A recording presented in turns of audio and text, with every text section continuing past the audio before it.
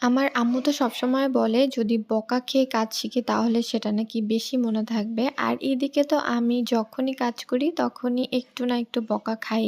আমার তো মাঝে মধ্যে মায়ের কাছ থেকে একটু বকা খেতেও ভালো লাগে। কারণ আমি জানি এতেও অনেক বেশি ভালোবাসা থাকে। এদিকে কারেন্ট চলে যাওয়ার পর আম্মু আমাকে দিছে ভাত রান্না করতে। বাট আমি তো শুরু করে দিছি গান।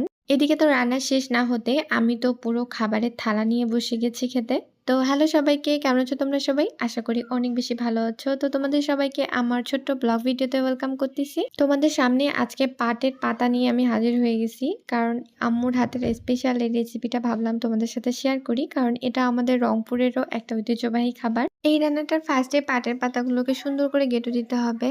মায়েদের কাজ এত বেশি সুন্দর হয়, আমি তো আমার মার কাছ থেকে শিখে নিচ্ছিলাম কিভাবে এটা করতে হবে।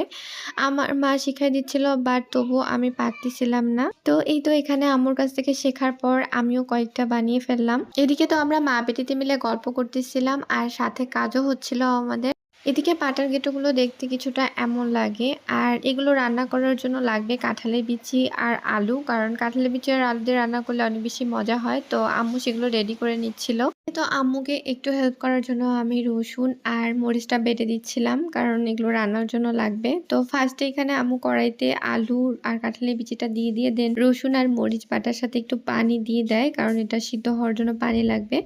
আর যখন এটা গরম হয়ে আসবে দেন পাটার এই গেঁটোগুলো দিয়ে দিতে হবে। আর এটা একটু যখন হালকা সিদ্ধ হবে তখন এখানে তেল দিয়ে দিতে হবে। আর এই তো এটা আমরা এইভাবে রান্না করব।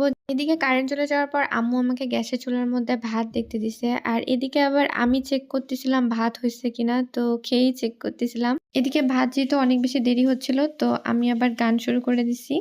তো তরকারিটার ফাইনাল রেজাল্টটা এরকম ছিল।